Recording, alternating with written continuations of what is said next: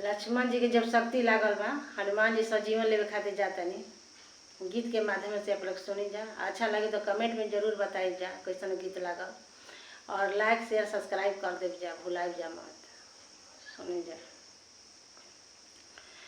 लक्ष्मण के लाग गईले, लक्ष्मण के लाग गईले, शक्ति के बाण हो, सजीवन बूटी लावे चलले, सजीवन बूटी लावे चलले।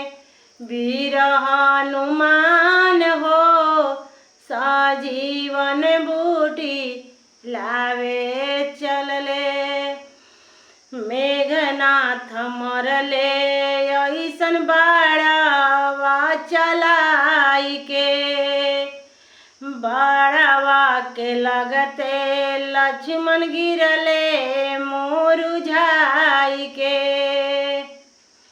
मेघनाथ मरले ऐसन बाड़ावा चलाई के, बाड़ावा के लगते लक्ष्मण गिरले मुरझाई के।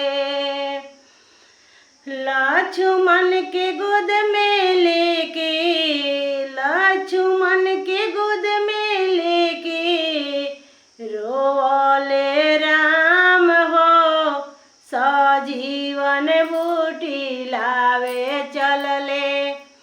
वीर हनुमान हो, सजीवन बूटी लावे चलले।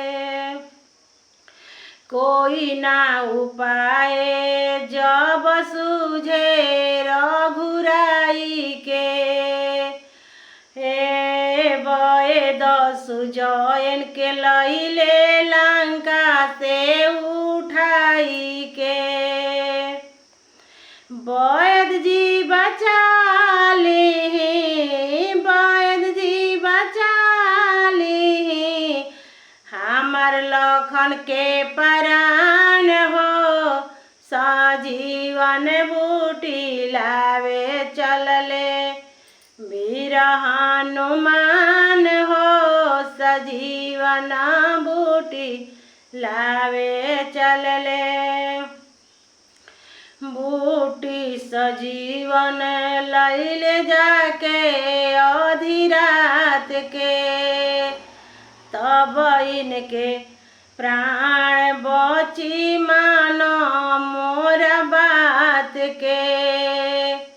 बूटी सजीवन लैब जाके आधी रात के, तबे इनके प्राण बची मानो मोर बात के। विनती कर सूरज से, विनती कर सूरज से, होखे ना बिहान हो, सजीवन बूटी लावे चलले। वीर हनुमान हो, सजीवन बूटी लावे चलले। हनुमत चली दिहल झंडा लहरा के, बूटी ना चिन्हैले लैले पर्वत उठा के। हनुमत चल दिहले झंडा लहरा के, बूटी ना चिन्हैले लैले पर्वत उठा के। लक्ष्मण के दिहले हनुमत, लक्ष्मण के दिहले हनुमत, नया जीवन दान हो, सजीवन लेवे चलले हनुमान। वीर हनुमान हो, सजीवन बूटी लावे चलले। वीर हनुमान हो, सजीवन बूटी ला